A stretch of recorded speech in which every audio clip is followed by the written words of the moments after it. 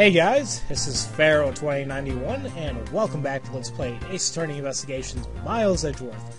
Last time we left off, we figured out a little bit more about the situation going on here. Apparently, the previous defense attorney and the defendant, no, the previous prosecutor, my mistake, and the defendant they're dead. The only thing we can come up with is somehow they possibly just could have killed each other, but that's why we're beginning the investigation. Begrudgingly from Detective Bad here. He's like, I got no choice now, so yep, it seems that me and for Miles and Francisca will just investigate. This should be interesting. Detective Bad, may I have a word with you? What is it? It appears that both a knife and a gun were used as murder weapons. Yeah, it does. That leads us to our first question of investigation. Where did the men acquire the weapons? The gun was inside of Faraday's bag. It was a piece of evidence that was presented in the trial earlier today. It was used to kill the embassy staff member. But I never heard anything about the knife. Mr. Rowell was being held by the police. There was no way he could have brought it in. Which means it's possible that Faraday had a knife on him from the start as well. Could have been a piece of evidence that had yet to be presented? But then, why doesn't Detective Bad know about it? Wait, what if? It's possible Mr. Faraday brought the knife in under the guise of prosecutorial evidence. He could have brought them in and attacked Mr. Rowell with it. Huh. Maybe we got a brain in there after all, kid. Is he gonna treat me like a child forever? It looks like Mr. Faraday attacked Mr. Rowell first, who then counterattacked. That's the only logical conclusion you can draw from a scene like this. Not yet. I feel it's much too early to be drawing conclusions already. Must first find conclusive evidence so as to ensure the honor of the Von Karma name. Yeah, it's not really an honor anymore, but whatever. We have an open window here, or like just window of curtains open. It could be, maybe there's a witness outside. The window's open, and there's a fresh flowery scent in the air. Ugh! The flowers in the garden down there are so gross and ghastly. Do you think maybe you could try offering something useful for a change? Well, at least there's no way that someone escaped through this window, pal. They wouldn't wake up and smell the flowers after I fall from the 3rd floor. Are you willfully ignoring the fact that there are also iron bars on the windows?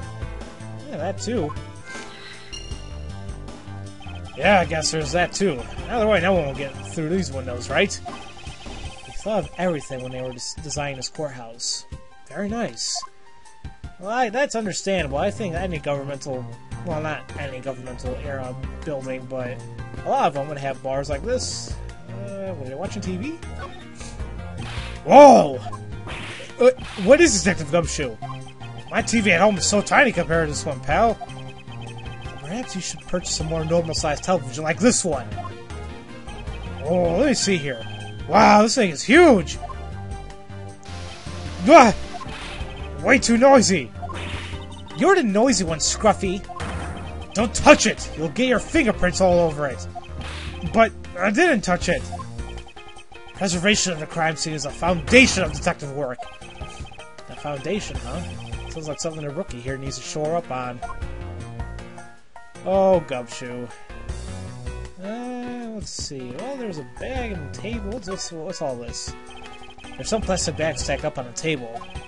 There's a tea set too, but there doesn't seem to be any sign of a disturbance. Yeah, the table's all neat and tidy. Okay. Maybe they were super quiet in their scuffle. After all, I didn't hear anything from out in the hallway, you know. Maybe the plastic bags scattered on the floor are throwing us off?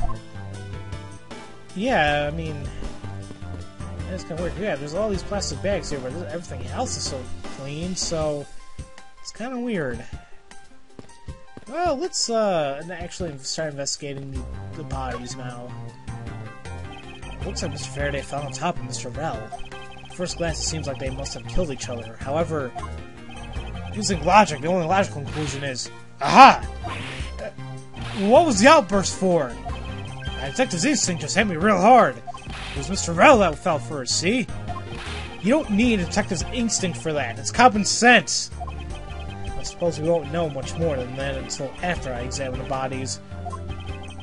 Seriously, come on, Gumshoe. Alright, let's start with the murder weapons first. So here's his handgun. Looks like Mr. Faraday died while holding a gun in his right hand. So he shot Mr. Rowell and fell on top of him while still gripping onto the gun? I guess that does seem kind of strange, huh? I mean, why would Mr. Faraday know how to fire a gun? It's not exactly rocket science. Even I know how to pull a trigger. Although I doubt I'll ever need to use one. I hope I never have to fire a gun either, pal. It sure does look cool to hold a gun in your hands. It appears that police's screening procedures need a thorough review. Anyway, I should jot down some notes about the handgun in Mr. Faraday's hand. So, sometimes it does surprise me how Gumshoe actually became a police officer, detective, and... whatever. Good for him, I guess. So let's check the knife here. Looks like Mr. L died with a knife in his hand. There's some blood stuck on it. Then he must have used this as a weapon. Yep, no doubt about it. Mr. Faraday carrying this on his personage? Or whatever? Did he bring this as a piece of evidence for a trial? Or did he bring it with a very different intention in mind? I should jot some notes down about it. See, the knife looks really weird, too. I mean, it doesn't look like just a regular knife. It looks like... kind of looks ceremonial in a sense. I don't know how to describe it. Well, we got those two. Let's see... what is this? There's blood right here. Why are these plastic bags scattered all around? Those bags are for keeping evidence safe, pal. I know that much, detective. You sure are good at this stuff, aren't you, pal? I don't know I'd be happy if someone compliments me, but when is this guy... Anyway, could these plastic bags be evidence of a fight between the two men? Possibly. Possibly. You know, it looks like he's holding something right here. His hand's all blacked out all around, see? Wonder what that could be. If you look closely, this blotching pen resembles an ink stain. Oh, okay, I was thinking of the plastic bag, maybe it was just under him. But yeah, if you do notice, there's black stains all over his the left side of his left hand there. And I get that too, big time.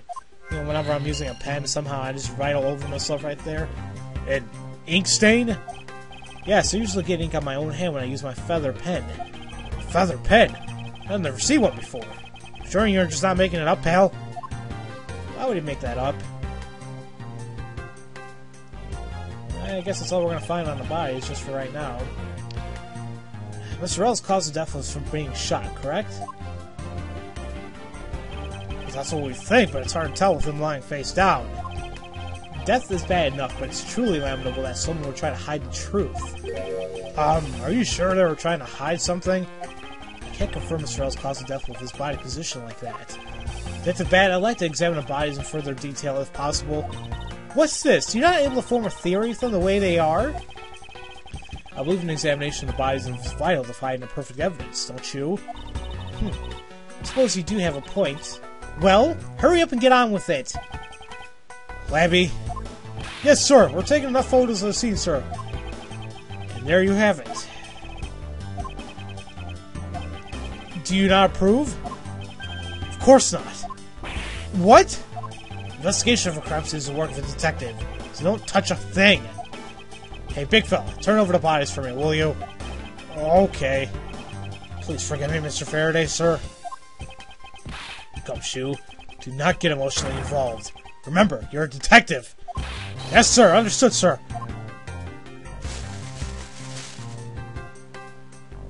Alright. You kind of freaked me out with those eyes. Looks like they're kind of open still. Alright. Well, let's see. Well, there's something sticking out of his jacket right here. What the hell is that? There's something in his breast pocket. It's a fountain pen.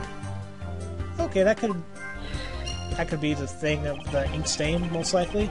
Hey, you know, I always keep a pencil behind my ear. Because Detective Bad is always telling me, you should always write your name on everything you own. Yes, somehow you do strike me as quite a forgetful individual. Oh yeah, definitely. And then we can also check out the wound right here. Okay, well, yeah, I guess it does look like a stab wound. There's a knife wound in his chest here, see? I wonder if the wound matches the knife Mr. Rell is holding. Labby? Yes, sir. Verifying now, sir. Make it quick.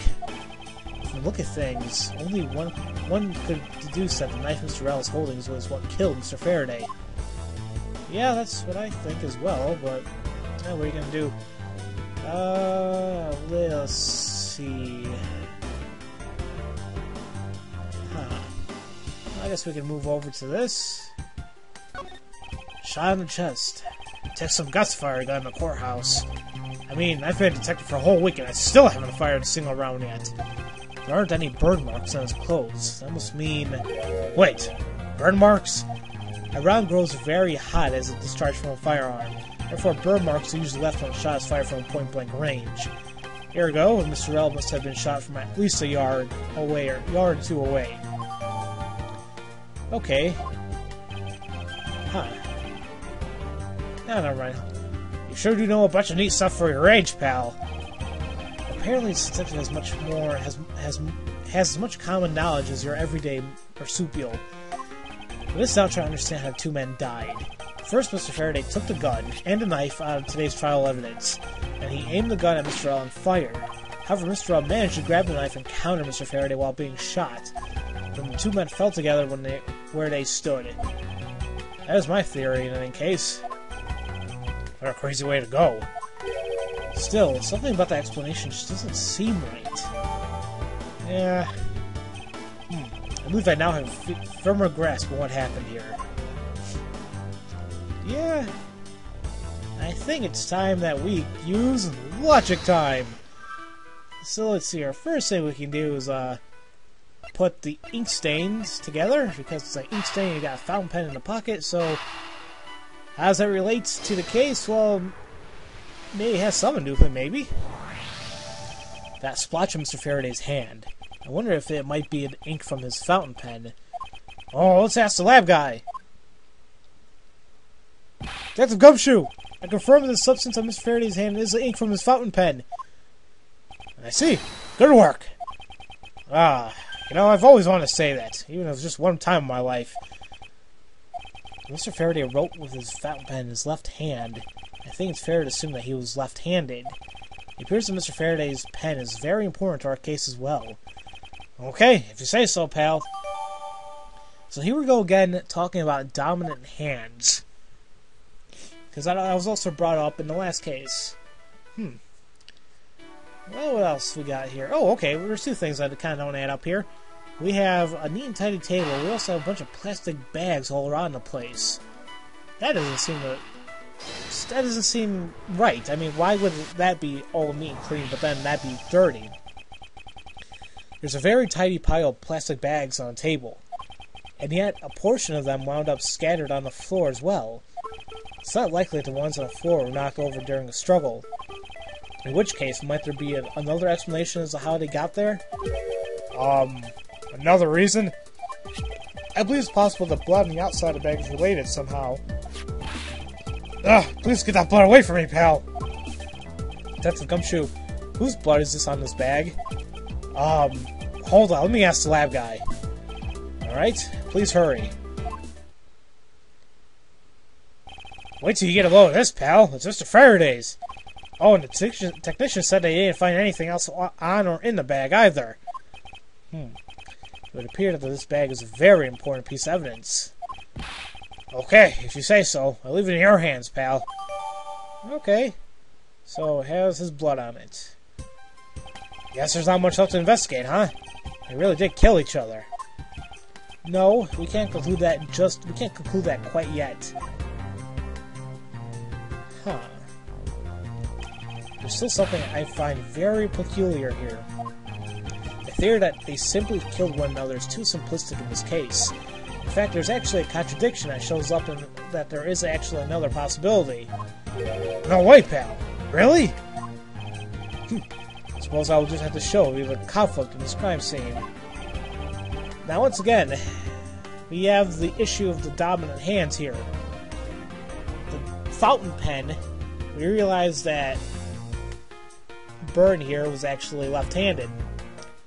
But as you can see, the gun is in his right hand. So if he was predominantly left-handed, why is he folding the gun in his right hand? Why would he shoot with his left hand or his right hand, you know? So, and there goes the options for my emulator, because I pressed the button like an idiot. There you go, and you just bring up the whole pen, because it says that, used by a left-handed Faraday. Present, please, now. There, jeez. Now we can come face to face with the contradiction I spoke of, and it is this. Faraday used his left hand to write with his fountain pen. Ergo, he's left-handed. And yet the handgun is in his right hand. Don't you find it odd that the left-handed Mr. Faraday would hold the gun in his right hand? That, ladies and gentlemen, is a great contradiction haunting this crime scene. Hey, you're right, pal. That does seem kind of strange. But how could something like that happen? The facts add up to one conclusion on one alone. Someone else put the gun in Mr. Faraday's hand after he died. Someone else? Plastic bags scattered on the floor and a gun in the wrong hand. I sense the presence of a shadowy figure behind this case. A person of vile intent who is serious about keeping the truth from us.